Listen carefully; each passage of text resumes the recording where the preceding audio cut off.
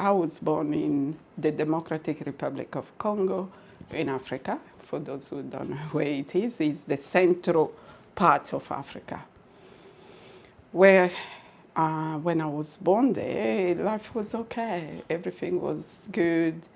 Only when I got to the age of 12 that I started noticing the difference, especially in schools, maybe at home as well. I used to have, I had 4 brothers, so I could tell how much there was some discrimination against women and girls.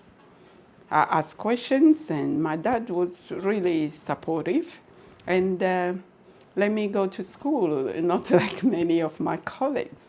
So by the age of 12, I noticed that all my friends, some maybe I could say 50% did not go to high school. So when I got to high school, that's when I started learning and I could see the difference. And at that time we were under dictatorship. So you were told what to do and no ask questions. You were not allowed to ask questions. So with the education, I started learning. And it was very hard. By the time I reached year 10, nearly all my friends got married or left, or probably the family decided they were not really, it was not important to send them to school, they have to send boys. So I could see the injustice, and that didn't sit very well with me. By the time I finished high school, it was very difficult because that's the end of the road, the university, there is competition, and it was very expensive to send people at uni. Most people got married, so that's when I decided that I'll look for a little job. But I was lucky to volunteer for a human rights organization where I learned quite a lot because my journey stopped there. The boys did have to go first to university before the girls, and wasn't really pleasant. So I started asking questions, and I started talking. And that's when I met even my husband, because he was working for human rights organization at that time. But he encouraged me to keep speaking up and working on helping young girls and women. But because we were under dictatorship, they didn't like that, especially for women like me to stand up and speak on what is right. So I was threatened to the point where I didn't know what would happen to me the next day. Me and my husband, we talked, and he was a human rights also guru. So together, we were in danger. We were considered as enemy of state. At that point, we knew that our life were in danger.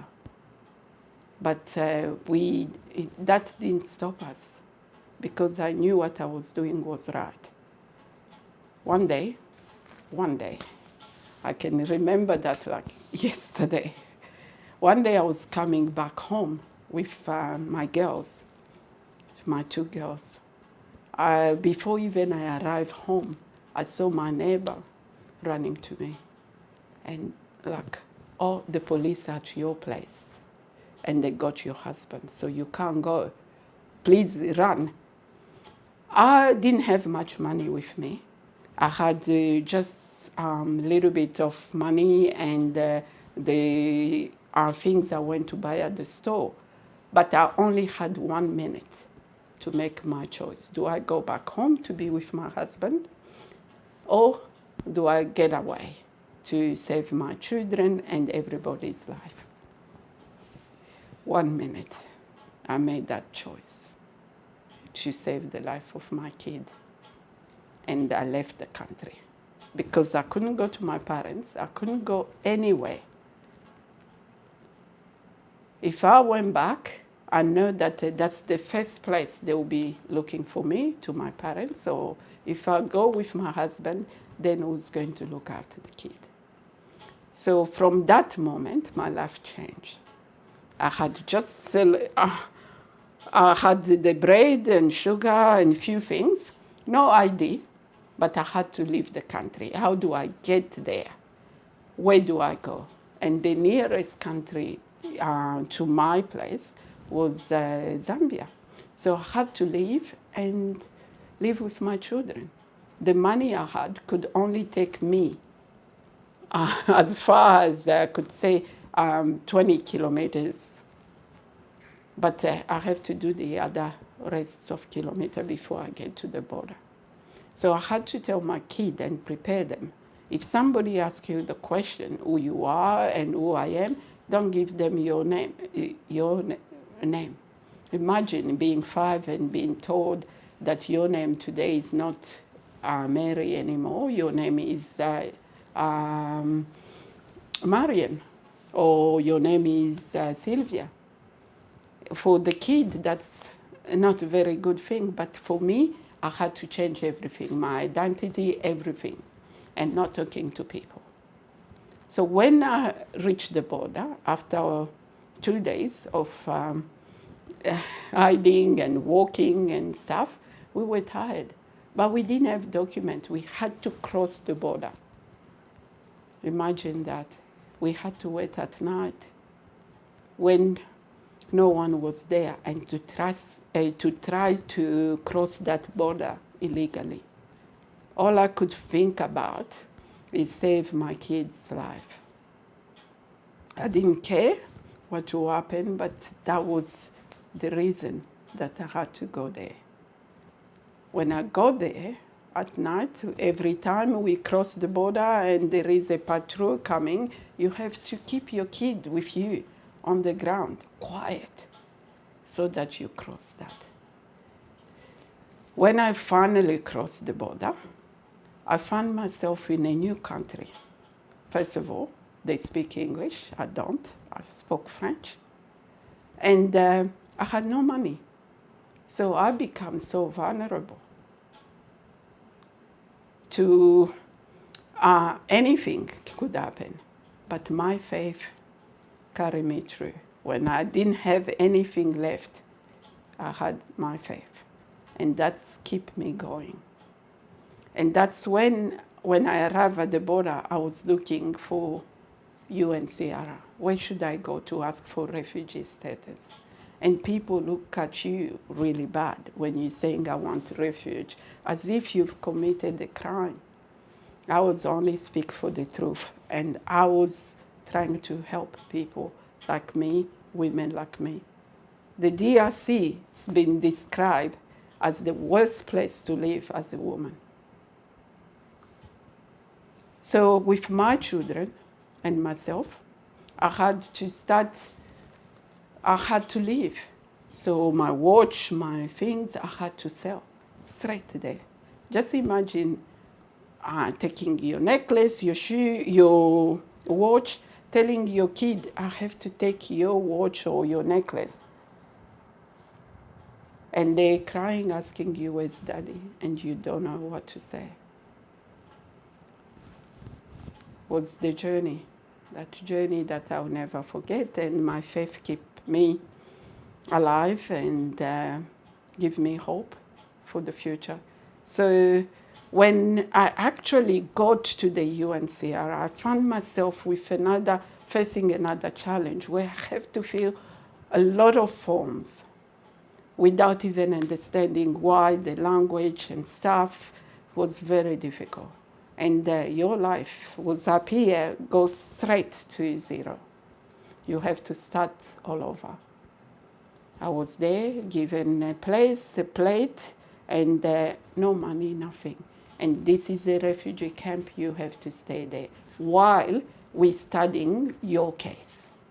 It's not, yes, we've given you a status to stay here, so you don't know from today or tomorrow where you're going to go. At that time, Zambia and the DRC, Democratic Republic of Congo, they had that diplomatic kind of relation.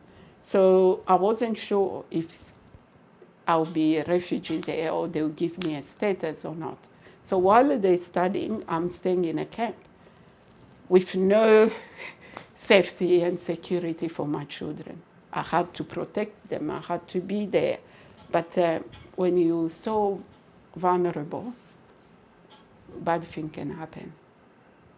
And you have to depend on people to receive and to get there. My prayer was like, where's my husband? When is he going to come and stuff? Of course, I was one of the lucky ones. My husband survived. He was released after being beaten, tortured, and stuff like that. But we were reunited.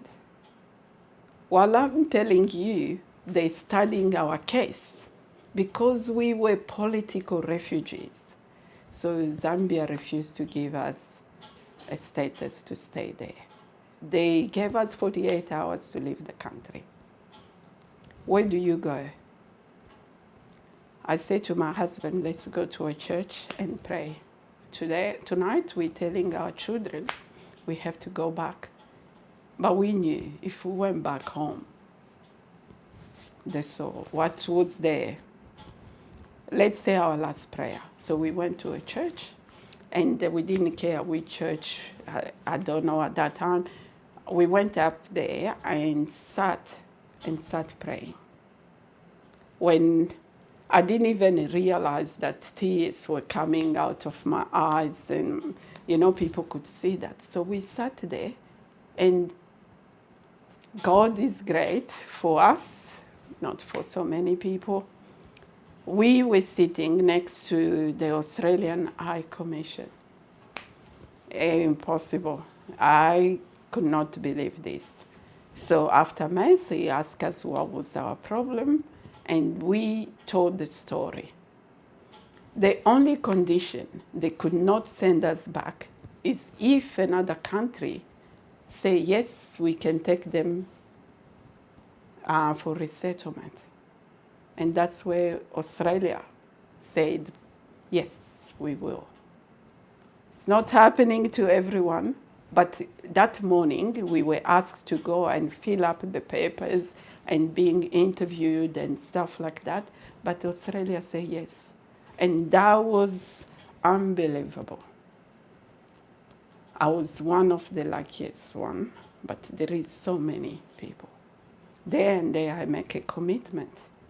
If I get out of this, God, I'm going to fight and help other people like me, especially women who are victims of violence, domestic violence, gender-based violence.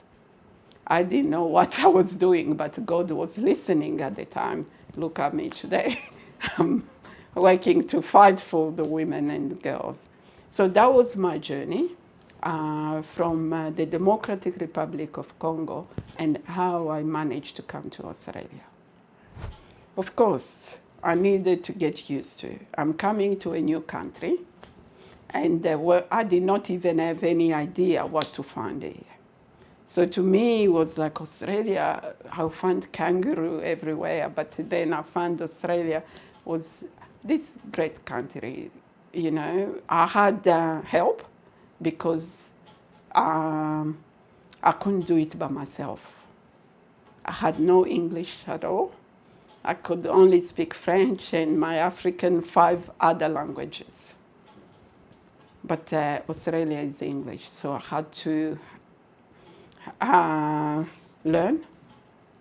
And I was welcomed by some people who are very generous and nice, willing to learn about other migrants. But there were also some challenges that I faced, especially without the language and coming from Africa, you have to face those challenges. But as I said, my faith, I had determination, and for what I went through, I think I became a little bit stronger. And I knew that for my girls, because I have 6 girls, for my girls, I had to be strong. And I found home here in Australia. So that was good for me. And until I found a lot of people who were willing to help. And the sister of Sacred Heart They were great to me when I first arrived. They organized somebody who could speak French for me, and that was perfect. So not many people are lucky to find all these services there available. But one thing that I learned is there's nothing that is easy. You have to fight for it. And my home now, I could see my girls and be so grateful that I'm here. And their future is brighter than mine. But I'm so grateful to be here. So I'm glad now that I work with Caritas Australia because it's my way of giving back. So I'm working with the most vulnerable people in the world, just helping them to start over. And I found myself feeling really good because I made that promise. And now it's becoming a reality. Every year I travel to Africa and work with women victims of violence and other form of violence. Giving back, that's important. And the way Caritas work and empower these women, I'm really glad that I'm part of that. So thank you. Thank you for having me.